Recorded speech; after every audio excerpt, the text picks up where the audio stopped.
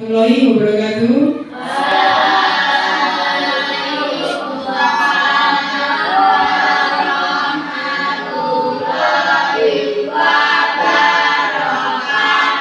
Bagaimana kabarnya anak hari ini? Alhamdulillah. Jadi tahu kenapa Ibu Intan panggil sini? Nah, kita nanti akan melihat video ya. Nah, lihat video juga nanti akan saya istilahnya memberitahukan kalian tentang budaya positif dan keyakinan kelas. Oke, kita lihat videonya ya. 3, 2, 1, ceklek.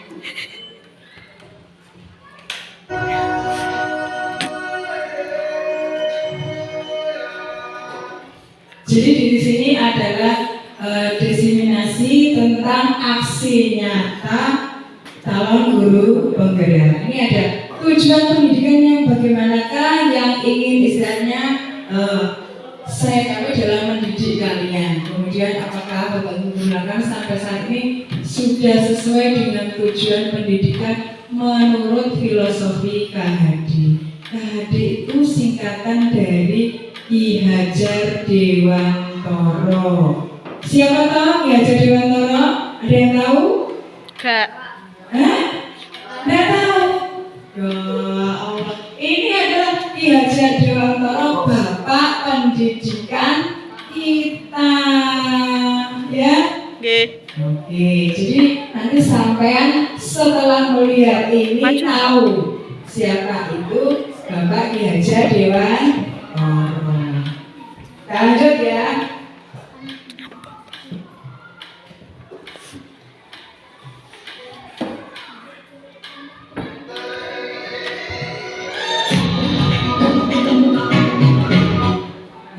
Ini ada ing Marsosom Tulodo, ing Madya Mangunkarso dan Keburi Handayani. Tahu nggak tentang ini tiga-tiganya? Ada yang tahu? Pernah mendengar? Pernah. Keburi Handayani? Iya. Ini di lombok kalian, kalau kalian pakai baju putih, merah, hati itu bisa Keburi Handayani. Jadi satu-satu biar kalian tahu ya, biar mengenal ing Marsosom Tulodo. Ini tiga-tiganya adalah filosofi dari Ki Hajar Dewantoro. Ing Marsosom Tulodo berarti seorang pemimpin itu harus memberi contoh yang baik. Apa anak-anak? Seorang pemimpin harus memberi contoh yang baik. Kemudian Madya Mangunkarso, Madya itu di tengah, berarti di tengah-tengah harus bisa menuntun, ya, menuntun anak-anak membimbing kalian menjadi generasi muda yang Baik. yang punya prestasi. Kemudian terakhir Keburi Handayani, berarti di belakang juga mendorong kalian menjadi anak-anak yang Baik. anak-anak yang Berprestasi. Ya, prestasi itu tidak hanya pada akademik. Akademik itu apa? Pada Perlombaan. materi, pada misalnya pinter dalam seperti sains, matematika dan lain sebagainya. Non akademik contohnya apa? Olahraga, nari, nyanyi, apa lagi? Banyak ya. Nah, termasuk juga pencak. Pencak itu ikut dalam apa? Olahraga. Kita lanjut ya.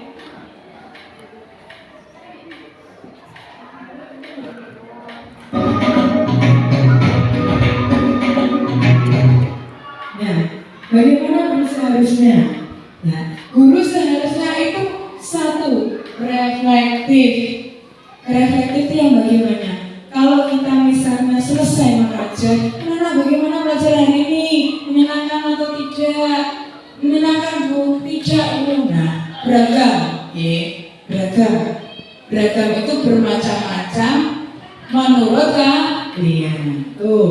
Kemudian kolaboratif. kalian dengan guru harus bekerja Sama.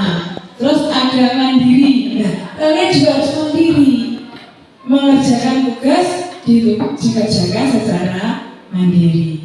Jadi terbiasa. Sudah ini ada tugas saya kerjakan. Nah, begitu. Kemudian inovatif. Kalian harus kreatif, inovatif, menciptakan sesuatu yang baru. Saya punya ide, ingin bunga dari apa? Dari rumput. Rumput bagaimana dikeringkan, dari daun dikeringkan, dari bunga dikeringkan. Bagus tuh. Saya mau cari dari bahan bekas. Nah, untuk botol kita buat bunga. Oh iya, itu juga ide yang bagus. Jadi kalian punya inovatif. Oh ya. Kemudian ini berusaha pada murid. Jadi guru-guru ini istilahnya ngajari semuanya, membimbing kalian semua biar jadi istilahnya semuanya pada kalian. Kalian jadi anak yang inovatif, kreatif, kemudian mandiri, ya seperti itu. Bisa enggak? Insya Allah. Semangat ya. Sebentar Pak ini. Bu, udah belum?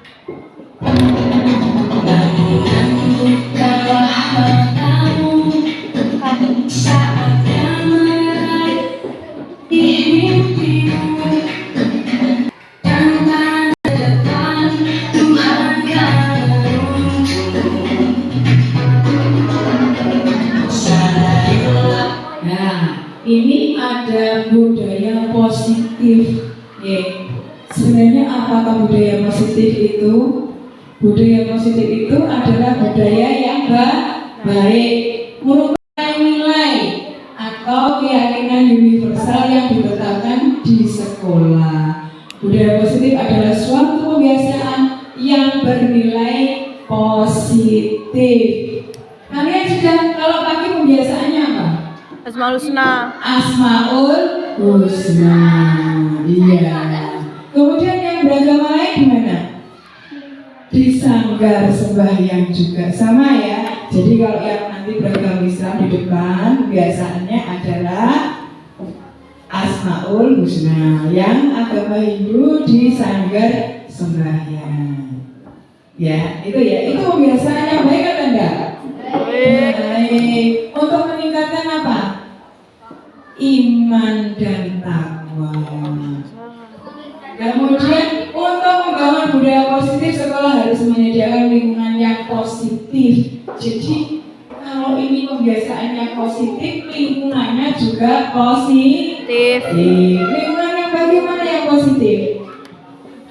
Sampai Aman dan nyaman. Bermain, nyaman, senang, aman, seperti itu ya. Oke, kita lanjut.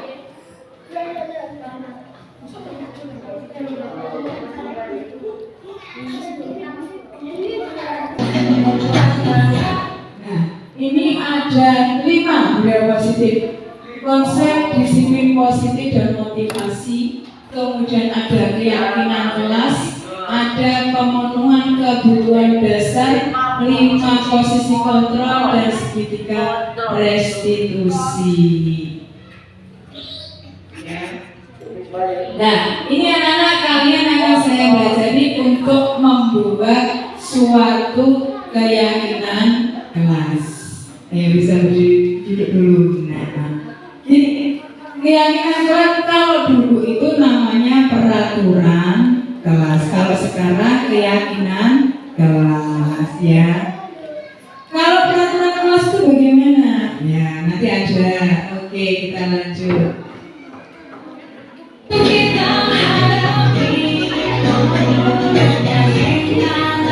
Nah, disiplin positif ini sebagai kontrol diri, yaitu belajar untuk kita mengontrol diri agar dapat mencapai suatu tujuan mulia. Ya, tujuan mulia bagaimana?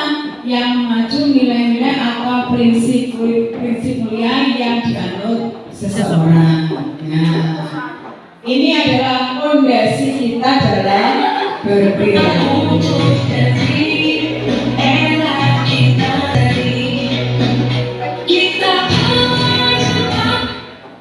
Motivasi perilaku manusia. Kalian ini anak, ada enggak yang support kalian? Ayo pinter, sok ben dadi dokter, sok ben dadi polisi. Ada tidak yang motivasi seperti itu? Ada. Siapa itu? Orang tua. Orang tua. Gurunya enggak? Iya. Iya.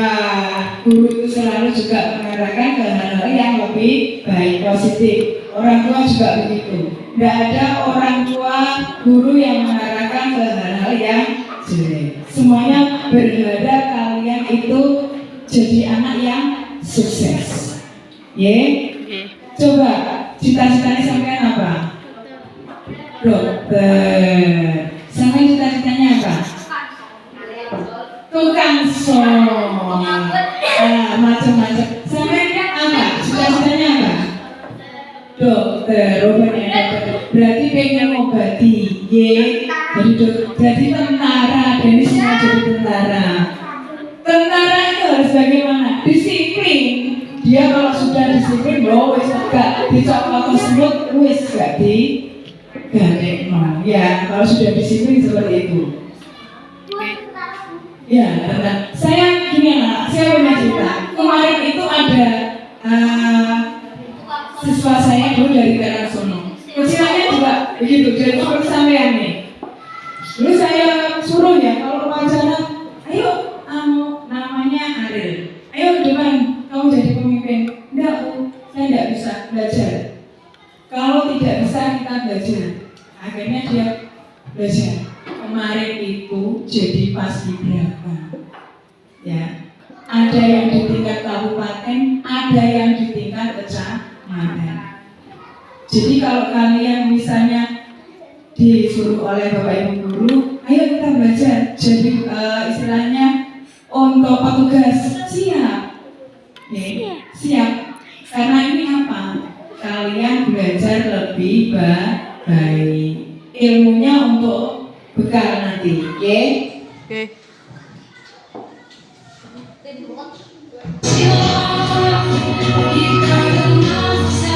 Nah, ini kita sudah sampai pada keyakinan kelas. Kenapa kok keyakinan kelas tidak peraturan kelas? Ya. Jadi begini anak-anak. Kalau peraturan yang namanya aturan itu mengikat atau tidak? Iya. Yang buat siapa? Yang buat hanya satu, guru. Tetapi kalau kita buat keyakinan kelas itu dari kalian juga dari Guru. Contoh, kalau dulu kata-katanya jangan buang sampah sembarangan. Nah, sekarang kalau keyakinan kelas buanglah sampah pada Tempatnya. Setelah itu nanti saya bagikan ini anak satu-satu ya. Satu-satu ini nanti yang kuning yang cewek. Nah, yang kuning yang pink ini cewek. Yang kuning aja. Yang kuning yang cowok. Nah, buatlah keyakinan kelas ya. Nanti kita tempel di sini tentang keyakinan kelas. Oke? Bencong Bisa mana? bagikan dulu ya. Oke.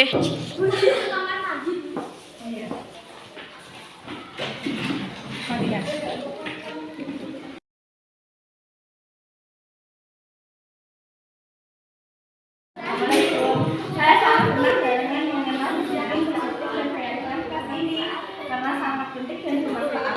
Terima kasih Bunda, tetap semangat. Assalamualaikum. Tim keyakinan kelas sangat penting dan bermanfaat bagi saya dan teman-teman. Terima kasih Bunda. Tim keyakinan kelas sangat penting dan bermanfaat bagi saya dan teman-teman.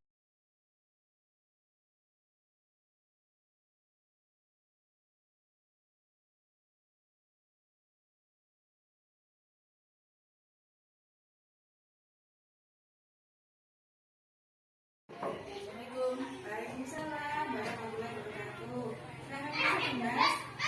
Silakan duduk. Dimas tahu mengapa Bunda panggil ke sini? Apakah tadi harus membawa sepatu? Nah, begini Dimas, setiap manusia itu kan punya kesalahan, termasuk juga Bu Enda, termasuk juga Dimas.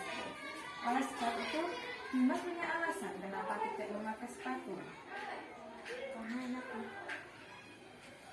Gimana?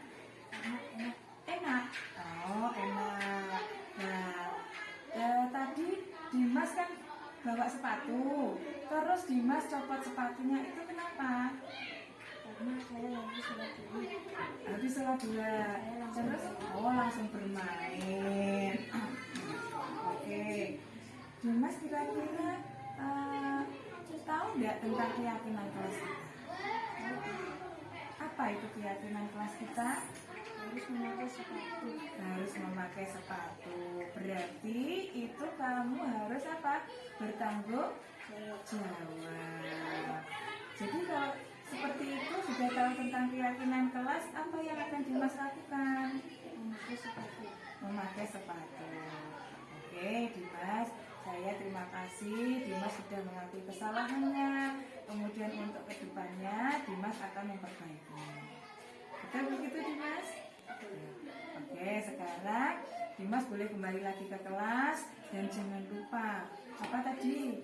Memakai sepatu. Terima kasih ya Dimas. Dimas boleh kembali lagi ke kelas.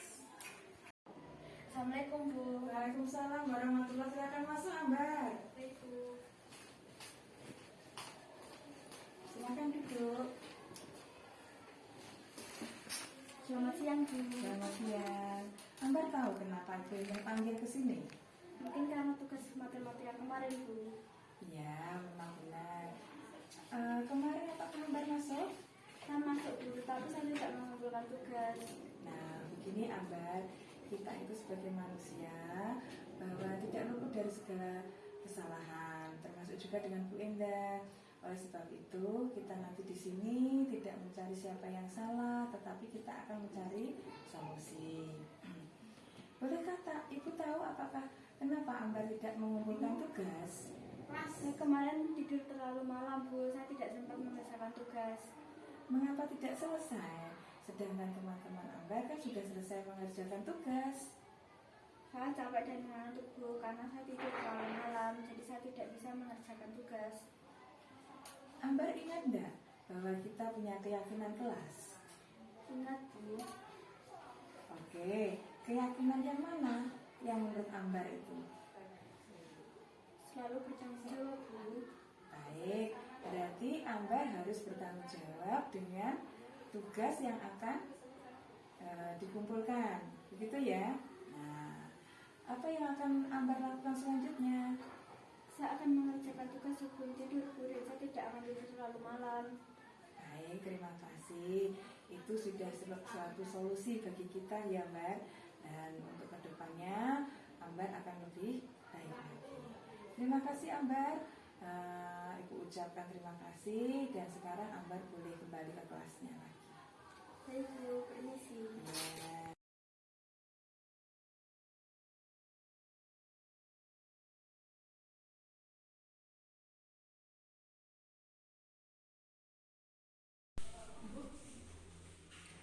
Setunggal gitu.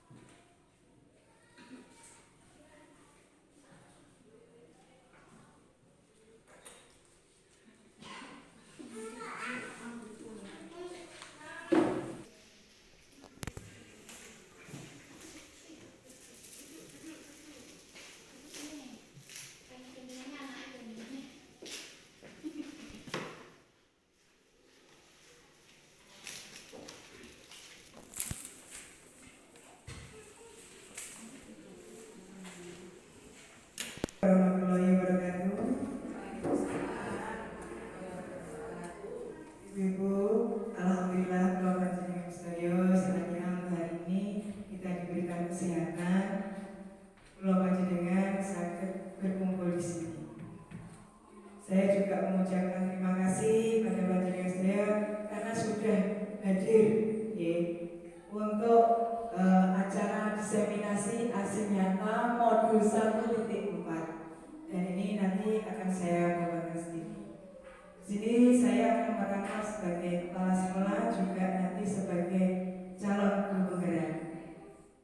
Di sini budaya positif nanti akan saya sampaikan, juga adanya tentang keyakinan keras. Oke, ini insya Allah nanti berguna untuk putra-putri panjenengan, juga untuk guru-guru yang ada di SDN Jombang juga. Mungkin itu pembukaan yang saya berikan.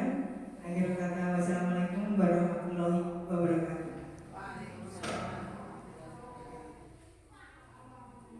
Ibu-ibu tangannya bertanya, ini tadi ada apa? Kata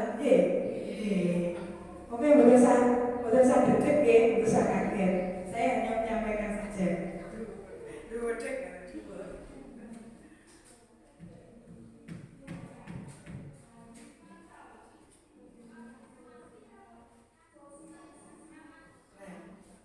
Di sini ada tujuan pendidikan bagaimanakah yang ingin Bapak Ibu capai dalam mendidik murid. Ada dua pertanyaan nih.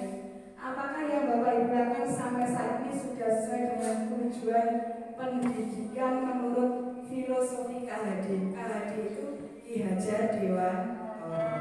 Ki Hajar Dewantara itu sebentar, Ibu-ibu? Iya, Bapak Pendidikan.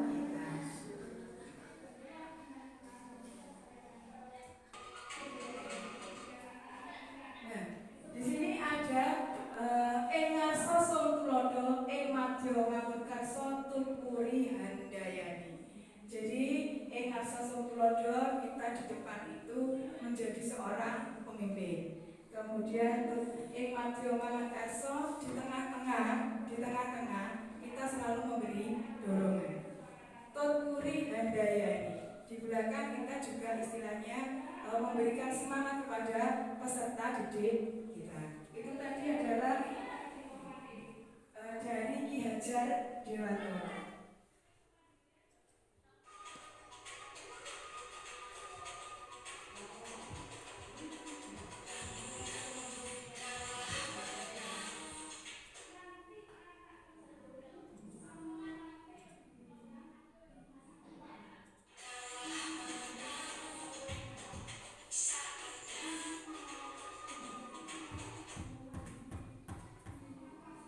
Bapak Ibu, bagaimana guru seharusnya? Guru seharusnya bagaimana? Nah, di sini ada beberapa hal yang harus kita ketahui, bahwa yang pertama adalah reflektif. Reflektif itu yang bagaimana? Bahwa kita itu istilahnya setelah mengajar, kita mengadakan penilaian terhadap diri kita. Apakah pembelajaran hari ini bisa diterima oleh anak-anak? Kemudian mandiri. Mandiri ini pembelajaran menjadikan anak-anak bisa istilahnya berkarya sendiri, mengerjakan apa-apa juga sendiri. Kemudian inovatif. Ya, Bapak Ibu guru juga anak-anak istilahnya bisa terampil dalam istilahnya pembelajaran. Kemudian kolaboratif. Kolaboratif ini bisa bekerja sama antara guru, kemudian murid, wali murid, kepala sekolah, dan semua yang ada di lembaga. Dan tentunya semua berpusat pada murid. Oke. Untuk jadi operator. Nah, ini tujuan pendidikan menurut filosofi KHD tadi, Ki Hajar Dewantara. Yang pertama adalah menurut segala kekuatan kodrat anak agar mereka menjadi manusia dan anggota masyarakat dapat mencapai keselamatan dan kebahagiaan setinggi-tingginya. Jadi putra-putri panjenengan itu nanti kita bawa, untuk mencapai istilahnya kebahagiaan setinggi-tingginya. Keluar dari sini sudah jadi anak istilahnya yang mandiri, kemudian bisa meraih cita-citanya, seperti itu. Dan peran kita sebagai guru adalah menuntun anak, membimbing anak, sesuai dengan kodratnya, kodrat alam. Anak itu bermacam-macam istilahnya kemampuannya. Kalau anak yang bisa menyanyi, ya kita arahkan untuk menyanyi. Yang bisa menggambar, kita arahkan menggambar. Seperti itu, sesuai dengan kodrat alamnya. Kemudian kita harus kodrat zaman. Nah, sekarang itu zamannya canggih. Anak-anak sudah bisa untuk HP, panjenengan sudah bisa HP toh nggih. Nah, ini juga kita sesuaikan dengan kodrat zaman. Kemudian bagaimanakah ini kodrat zaman, kodrat alam dan kodrat zaman? Meskipun kita sudah mengenal istilahnya hal-hal yang canggih, tentu kita harus mengenal tentang budaya positif. Next.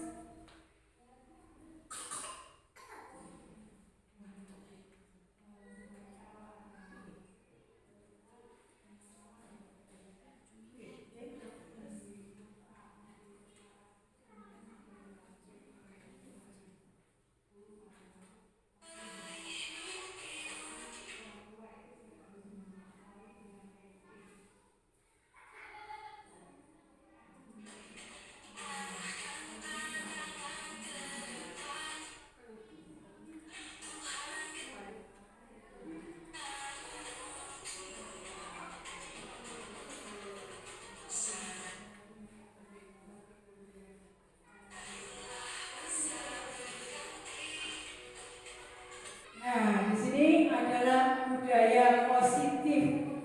Apa itu yang disebut dengan budaya positif? Budaya positif merupakan perwujudan dari nilai-nilai atau keyakinan universal yang diterapkan di sekolah. Budaya positif adalah suatu kebiasaan yang bernilai positif yang di dalamnya mengandung sejumlah kegiatan yang mampu menumbuhkan karakter anak. Jadi begini Ibu-ibu, yang namanya budaya positif itu adalah budaya yang baik. Okay. Kemudian budaya baik ini istilahnya di sini juga ada pembiasaan-pembiasaan. Mulai pagi pembiasaannya adalah pembacaan Asmaul Husna, itu untuk yang beragama Islam. Kemudian nanti yang beragama Hindu ada di sanggar, itu kebiasaan baik. Kemudian kebiasaan lainnya adalah kita menerapkan 5S: senyum, salam, sapa, sopan, santun. Jadi kalau kita menjadikan datang itu kita salim, kita sapa. Bagaimana tadi sudah sarapan belum? Oh sudah Bu. Pakai apa? Pakai. Banyak kan di sini saya tanya anak-anak itu pakai mie. Nah, iya betul. Tapi ibu-ibu di sini sudah menjalankan sarapan nggak kalau pagi ya? Iya. Nah, itu. Anak-anak semuanya makan mie. Nah, kemudian kita ada juga untuk sopan santun. Jadi kalau anak-anak itu masuk kelas itu ketuk pintu. Oke, saya lanjut. Untuk membangun budaya positif, sekolah harus menyediakan lingkungan yang positif, aman dan nyaman, agar murid mampu berpikir, bertindak, belajar dengan merdeka, mandiri dan bertanggung jawab. Jadi dengan adanya positif, budaya positif, insya Allah nanti kita menciptakan suatu lingkungan yang positif juga. Biar aura-aura positif ini akan datang pada kita. Otomatis kalau anak-anak itu kita budayakan positif, mereka akan merasa senang, nyaman untuk belajar di sekolah. Panjenengan di rumah juga merasa tenang. Anakku yang sekolah kono istilahnya sudah enak, tenang saya. Betul. Kalau suasana di sekolah istilahnya nyaman, aman, panjenengan juga tenang. Saya jenengan kerja juga tenang, gurunya juga senang, seperti itu. Okay. Terwujudnya budaya positif ini memerlukan proses dan kolaborasi semua warga sekolah, orang tua dan lingkungan masyarakat. Jadi ini harus kolaborasi, kerjasama. Kula panjenengan sedaya. Okay. Ya gurunya, ya peserta didiknya, ya wali muridnya. Okay. Jadi lingkungan di sekitar sini juga istilahnya mendukung tentang budaya positif. Budaya positif dapat diwujudkan melalui penerapan konsep-konsep seperti disiplin positif, motivasi perilaku manusia, kemudian posisi kontrol, keyakinan kelas, dan ketiga restitusi dalam menyelesaikan permasalahan. Yang pertama adalah disiplin positif. Kalau anak-anak ini terbiasakan disiplin, insya Allah tidak hanya di sekolah, di rumah pun anak-anak juga akan istilahnya sudah terbiasa dengan disiplin. Kemudian tentang motivasi perilaku manusia, kita motivasi, tidak hanya di sekolahan. Jadi anak-anak misalnya yang berbuat kesalahan, tetap kita motivasi. Bagaimana caranya? Nanti ada penyelesaiannya dengan segitiga restitusi. Kemudian ada posisi kontrol. Bapak Ibu, dalam menyelesaikan masalah saat ini itu kita tidak boleh istilahnya langsung menghukum anak-anak. Nanti ada istilahnya posisi kontrol guru. Ada 5 nanti untuk saya jelaskan berikutnya. Kemudian ada keyakinan kelas. Nah, nanti juga akan saya terangkan tentang keyakinan kelas. Nah, guru ini bagaimana? Guru memiliki peran sentral dalam menciptakan dan memperkuat budaya positif di lingkungan sekolah.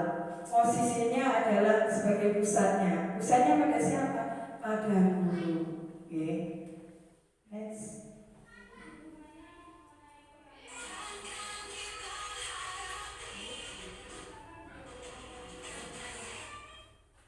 Kemudian budaya positif. Nah, budaya positif ada berapa ini, Ibu? Ada 5. Nanti ada konsep disiplin positif dan motivasi, kemudian keyakinan kelas, pemenuhan kebutuhan dasar, 5 posisi kontrol, dan yang terakhir adalah segitiga restitusi dalam menyelesaikan masalah.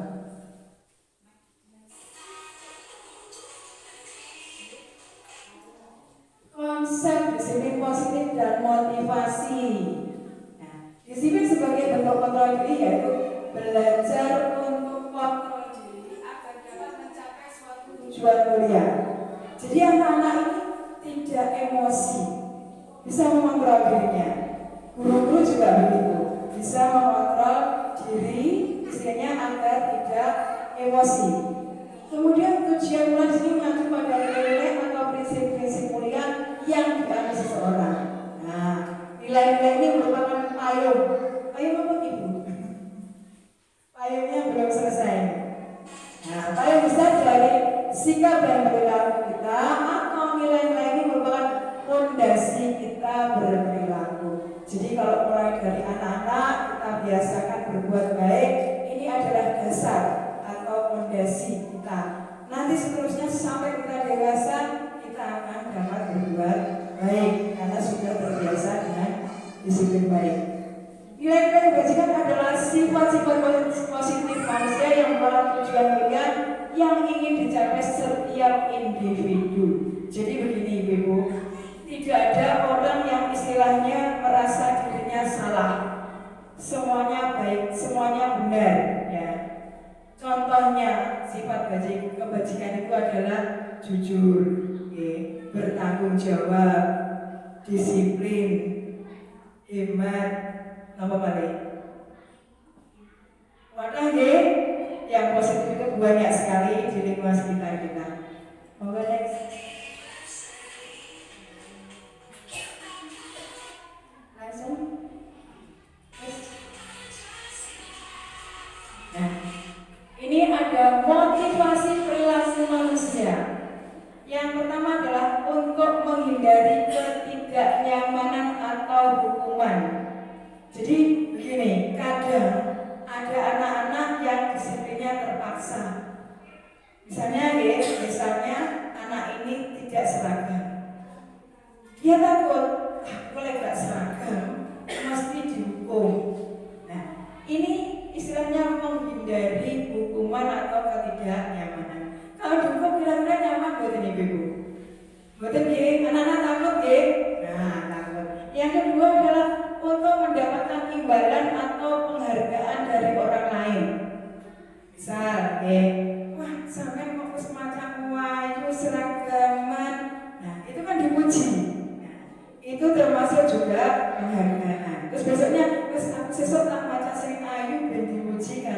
guru.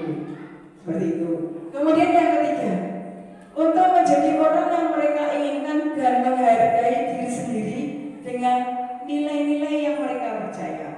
Mereka melakukan sesuatu karena nilai-nilai yang mereka yakini dan hargai, dan mereka melakukannya karena mereka ingin menjadi orang yang istilahnya melakukan nilai-nilai yang mereka ingini tersebut. Jadi itu dari dirinya sendiri. Kalau saya melakukan disiplin positif, kalau saya melakukan kebajikan, dari dirinya sendiri, dari saya tidak mengharapkan penghargaan, juga tidak mendapatkan hukuman. Inilah yang istilahnya motivasi perilaku manusia. Next.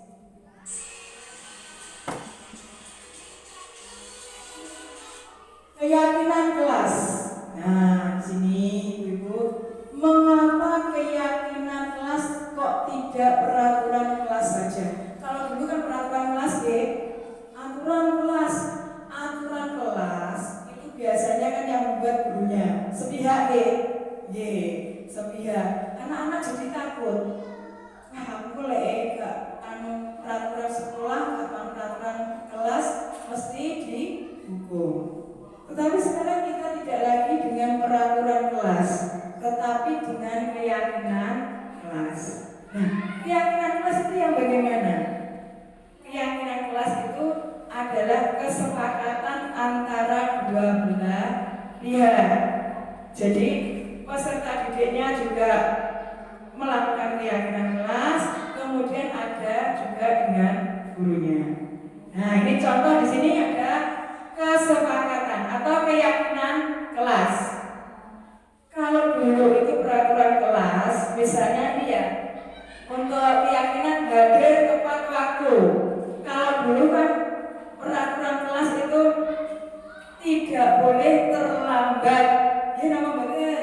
Nah, tidak boleh itu sekarang kata-katanya diganti menjadi hadir tepat waktu atau on time. Ngoten nggih. Jadi putra-putri panjenengan nanti juga istilahnya tahu kalau dia tidak tepat waktu akan ada istilahnya apa? Hukuman, bukan hukuman saat ini Bu. Istilahnya kalau sudah kesepakatan itu istilahnya nanti dia akan melakukan sesuatu. Sesuai dengan keyakinan kelas yang dibuatnya. Kalau hukuman itu dulu terlalu memberatkan anak-anak kan takut Kemudian kalau memakai seragam, kalau dulu kan dilarang tidak berseragam, Nah sekarang memakai seragam berarti anak-anak juga gurunya harus berseragam dan lain sebagainya seperti itu Kemudian menghormati guru. Kalau dulu kan anak-anak harus menghormati bapak ibu guru. Nah, sekarang menghormati guru. Karena apa? Guru adalah orang tua di sekolah. Berdoa sebelum dan sesudah pelajaran. Jadi kata-kata harus, tidak boleh itu sekarang diganti dengan kata-kata yang lebih halus.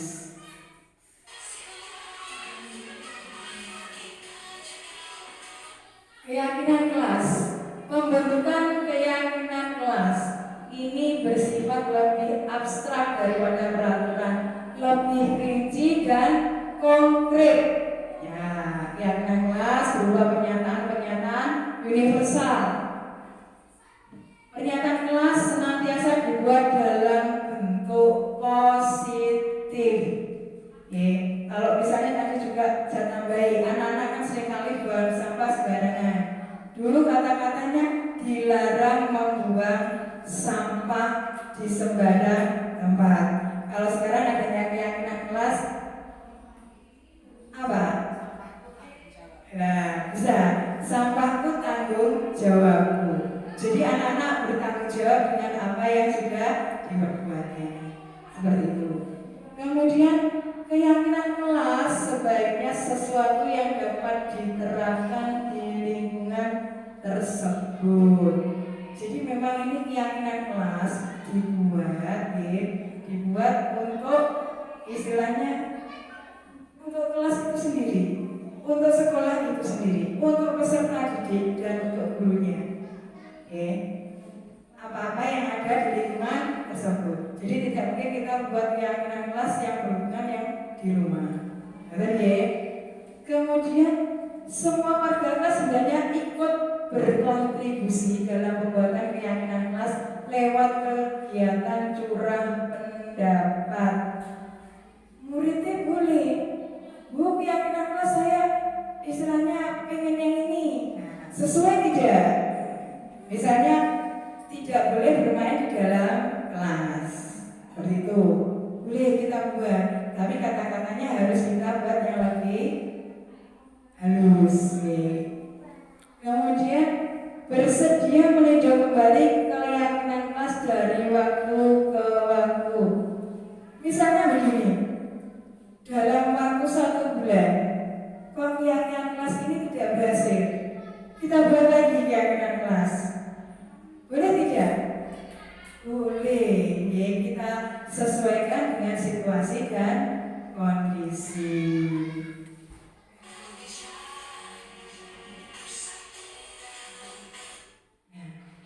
Ternyata Ibu, kita itu punya kebutuhan dasar. Kebutuhan dasar kita apa toh? Kebutuhan ini berhubungan dengan kekuatan untuk mencapai sesuatu. Itu apa kebutuhannya? Ya, ini di sini. Nah, ada penguasaan. Ya. Kebutuhan berhubungan dengan kekuatan untuk mencapai sesuatu, menjadi kompeten, menjadi terampil, diakui atas prestasi dan keterampilan kita. Itu penguasaan. Oh, aku iso, saya juara. Nah, dia merasa bahwa dia punya penguasaan di berkompeten. Kemudian ada kesenangan, kebutuhan untuk mencari kesenangan. Panjenengan rumah boten kalau istilahnya pergi ke suatu tempat, ke mall misalnya, rumah boten senang ya? Nah, senang. Apalagi sekarang sudah ada di sini ada Jolotundo. Seperti itu. Kalau orang-orang kota itu pasti senang ya Bu. Kalau jenengan di sini sudah terbiasa ya. Berarti jenengan gilingnya terbukti. Yang Jolotundo lah, tiap hari ya. Nah, oke. Kalau mama betul sakit tiap hari loh Bu. Itu sudah suatu kesenangan ya Bu. Kita lihat orang-orang di situ, suatu kesenangan. Saya sendiri juga begitu. Lihat air jernih mengalir, pemenang dulu duit enak.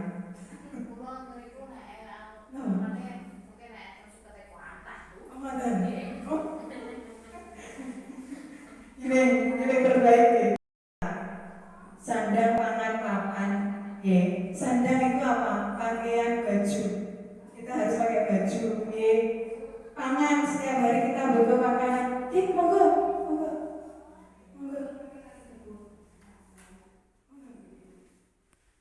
Kita butuh makanan setiap hari. Kemudian kita juga butuh rumah. Butuh rumah untuk tempat tinggal kita. Itu sesuatu yang istilahnya paling berharga. Dan ada lagi tentang kesehatan. Kesehatan adalah sesuatu yang paling berharga. Nek rasane loro ki opo mak mboten enak. Nggih mboten? Nggih. Biasanya nek putra-putri ini sakit, apa nek atau kene sate kok piye? Ada rasane nek mak mboten nggih. Pahit nggih nek sakit. Nah, nek loro dipokokne sing enak-enak. Kok nek gak loro biasa. Nah, jenengan pilih loro apa sehat? Sehat. Karena sehat itu mahal harganya. Pokoknya sedoyo diparingi sehat ya. Nah, lihat tadi kebutuhan untuk disayangi dan diterima hubungan yang berhubungan dengan koneksi sosial. Nah, jenengan yo seneng kok nek duwe kanca, duwe tangga istilahnya podo sayang. Ki betul Apa meneh saya bapake. Iya betul. Wis sayang duit. Kok saya gak butuh sayang di sini pacaran butuh. Nek sayangnya duit. Sami emak-emak itu ngoten nggih. Sayangnya duit. Mergo apa? Duit iki nek digawe tuku sembarang kali. Saya lanjut tentang kebutuhan akan kemandirian otonomi. Memiliki pilihan dan mampu mengendalikan arah hidup seseorang. Jadi ini begini, anak-anak ini dengan kebutuhan kebebasan tinggi, sandang, pangan, papan. Sandang itu apa? Pakaian, baju. Kita harus pakai baju. Pangan, setiap hari kita butuh makanan. Monggo.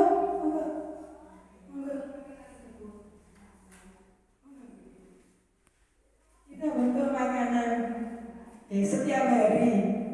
Kemudian kita juga butuh rumah. Butuh rumah untuk tempat tinggal kita. Itu sesuatu yang istilahnya paling berharga. Dan ada lagi tentang kesehatan. Kesehatan adalah sesuatu yang paling berharga. Nek rasane loro ki opo mak mboten enak. Nggih mboten? Nggih.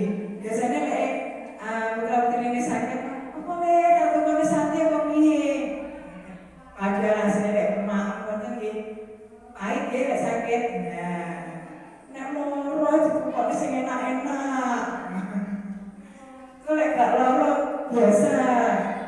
Nah jenengan pilih loro apa sehat?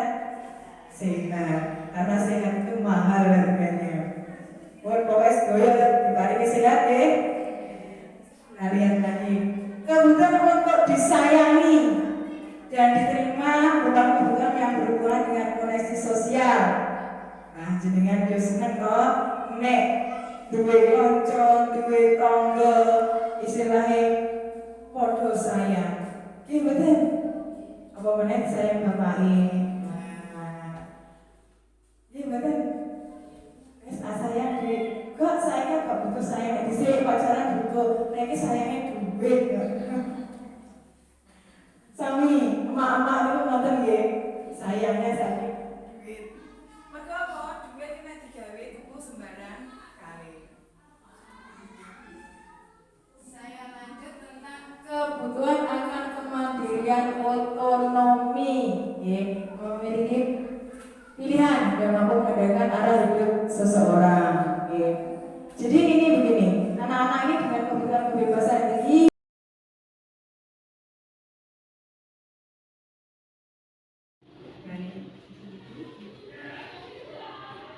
Mulai.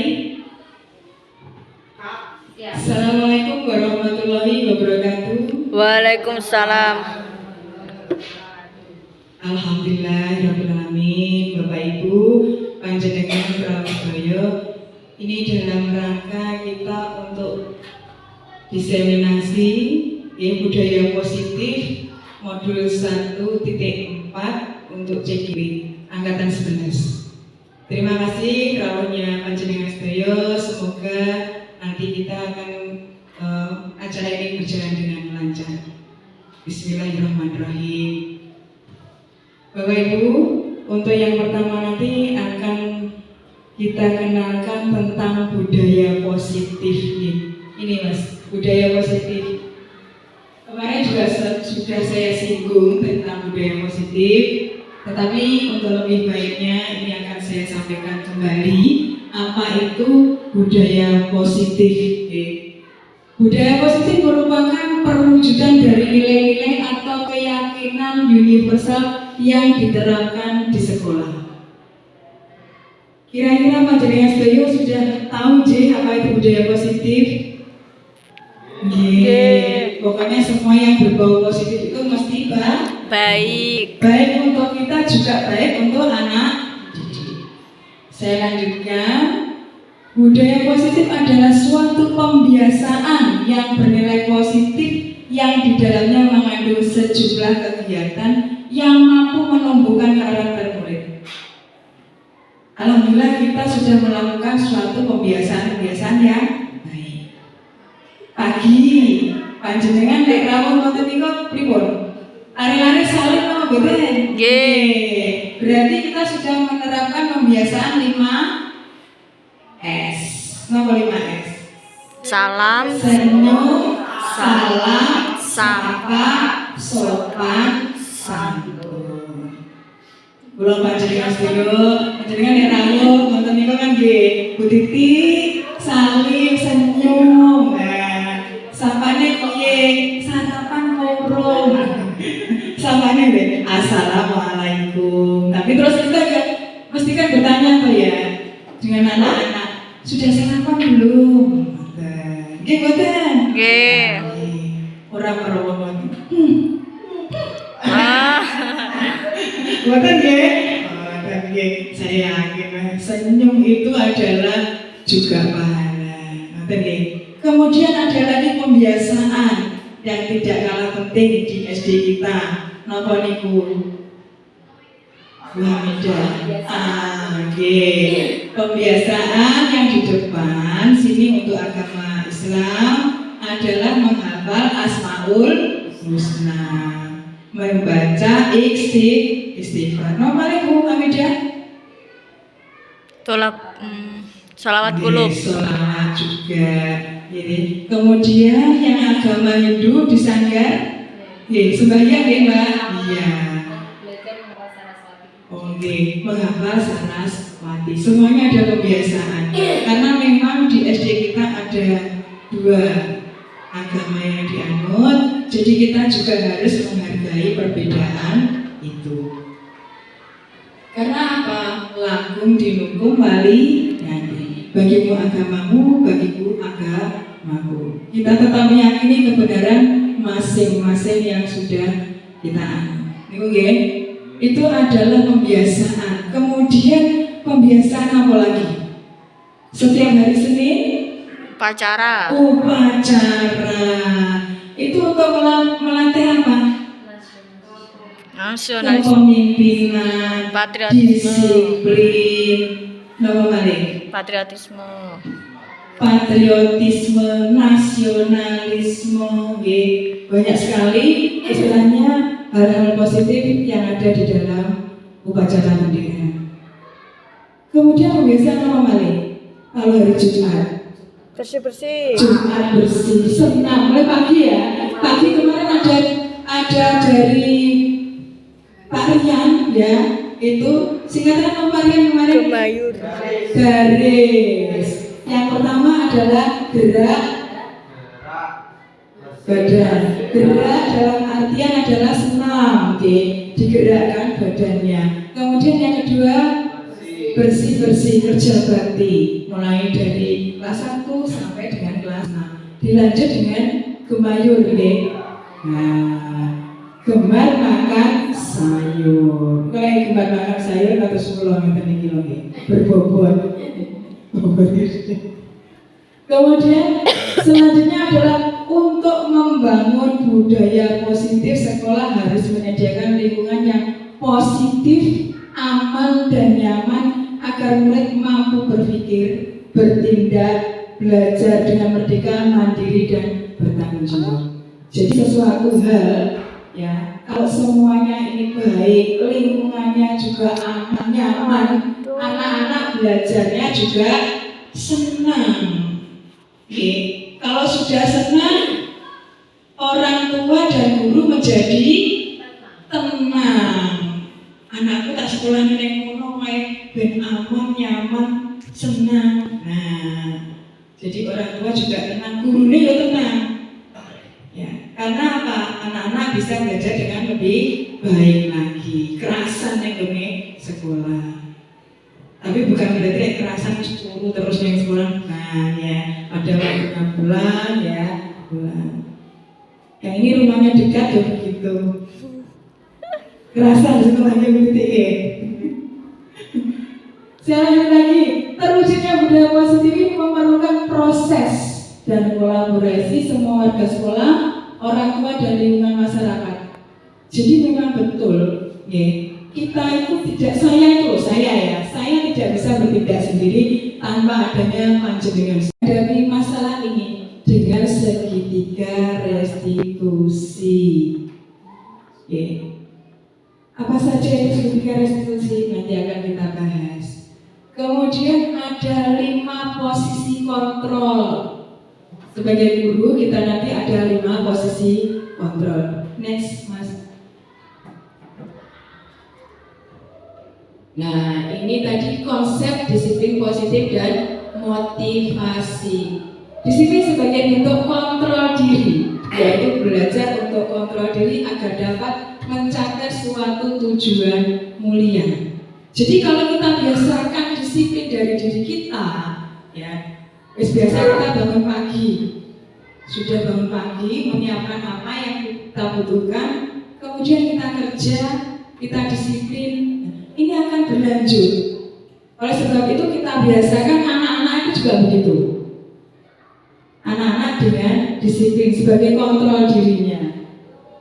Nah, tujuan mulia di sini mengacu pada nilai-nilai atau prinsip-prinsip mulia yang dianut seseorang. Nilai-nilai ini merupakan payung besar dari sikap dan perilaku kita, atau nilai-nilai ini merupakan pondasi kita berperilaku. Ibaratnya kalau bangunan, kalau pondasi ini adalah kuat, insya Allah tidak mudah diterpa angin. Okay. Dan pondasi ini dimulai dari mana? Ya dari diri kita sendiri, ya sejak kecil. Kalau sudah pondasinya kokoh dari sejak kecil, dari diri kita sendiri, nah, kalau kita sudah dewasa, kita sudah mampu menghadapi berbagai tantangan. Kemudian nilai-nilai kebajikan adalah sifat-sifat positif manusia yang merupakan tujuan mulia yang ingin dicapai setiap individu. Jadi setiap manusia itu tidak ada yang jelek, semuanya bagus. Contohnya apa? Jujur, disiplin, bertanggung jawab, rendah hati, tidak sombong, rajin menabung, komplit, pakai komplit. Oke, lanjut. Motivasi perilaku manusia yang tadi, ya. Nah, motivasi perilaku manusia apa? Ada 3. Yang pertama untuk menghindari ketidaknyamanan atau hukuman. Kadang begini, anak-anak itu takut nih. Takutnya itu begini, aku tak gawe seragam, kok timbang dihukum. Nah, itu untuk menghindari hukuman. Seperti itu.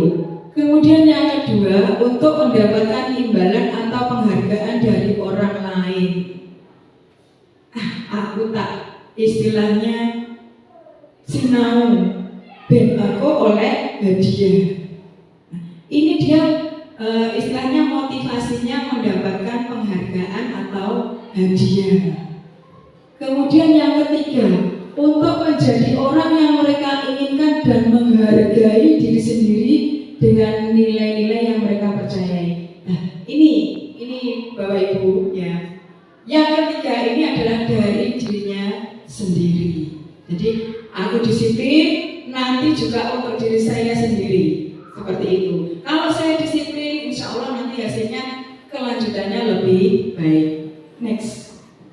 Kemudian keyakinan kelas, ya ini tadi sudah kita jelaskan mengapa keyakinan kelas dan tidak peraturan kelas. Next.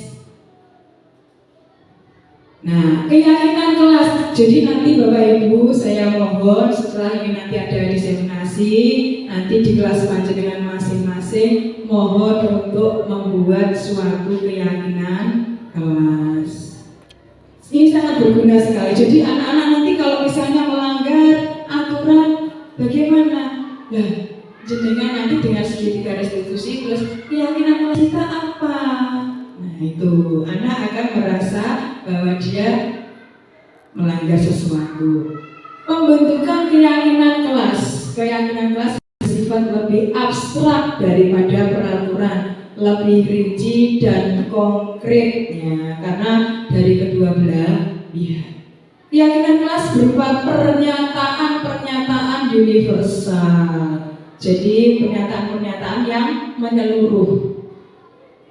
Pernyataan keyakinan kelas senantiasa dibuat dalam bentuk positif. Ya, semuanya adalah memerlukan segala sesuatu yang positif. Contohnya, buanglah sampah pada tempatnya, datanglah tepat waktu, hormati bapak, ibu guru, seperti itu. Kemudian keyakinan kelas sebaiknya sesuatu yang dapat diterapkan di lingkungan tersebut. Ya, jadi yang ada di lingkungan ini, yang sehari-hari anak juga panjenengan lakukan.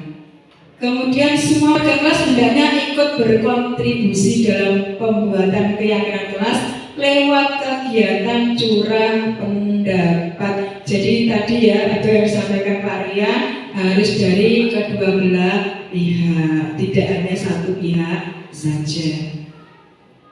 Bersedia meninjau kembali keyakinan kelas dari waktu ke waktu. Misalnya ada hal yang perlu, hal yang perlu dibutuhkan keyakinan kelas diganti, boleh. Bu, seminggu boleh nggak diganti? Boleh, monggo, tidak terikat oleh waktu. Nah, ini tadi sudah kebutuhan dasar manusia dan dunia berkualitas, ada sandang, pangan, papan tadi. Ini untuk apa? Juga kesenangan untuk bertahan hidup. Next. Nah, tadi 5 posisi kontrol guru. Yang pertama penghukum. Saya